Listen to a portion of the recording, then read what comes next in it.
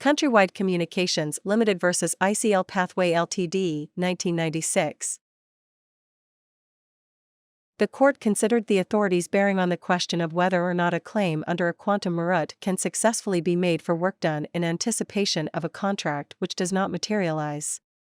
Strauss J concluded, "I have found it impossible to formulate a clear general principle which satisfactorily governs the different factual situations which have arisen, let alone those which could easily arise in other cases."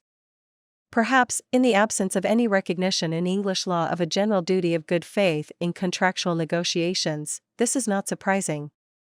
Much of the difficulty is caused by attempting to categorize as an unjust enrichment of the defendant, for which an action in restitution is available, what is really a loss unfairly sustained by the plaintiff.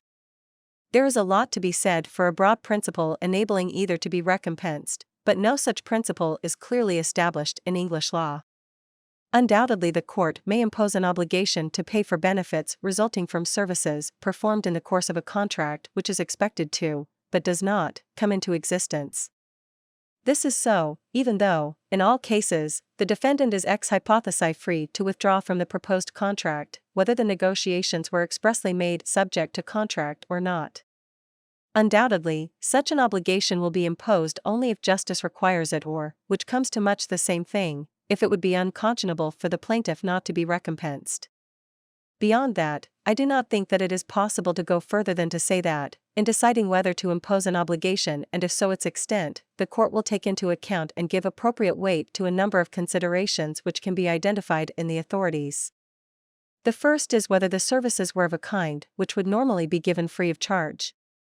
Secondly, the terms in which the request to perform the services was made may be important in establishing the extent of the risk, if any, which the plaintiffs may fairly be said to have taken that such services would in the end be unrecompensed. What may be important here is whether the parties are simply negotiating, expressly or impliedly subject to contract, or whether one party has given some kind of assurance or indication that he will not withdraw, or that he will not withdraw except in certain circumstances.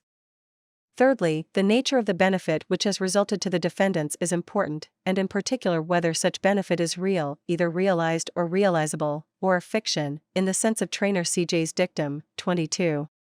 Plainly, a court will at least be more inclined to impose an obligation to pay for a real benefit, since otherwise the abortive negotiations will leave the defendant with a windfall and the plaintiff out of pocket.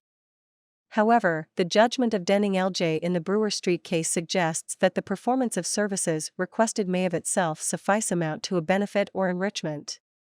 Fourthly, what may often be decisive are the circumstances in which the anticipated contract does not materialize and in particular whether they can be said to involve fault on the part of the defendant, or, perhaps of more relevance, to be outside the scope of the risk undertaken by the plaintiff at the outset.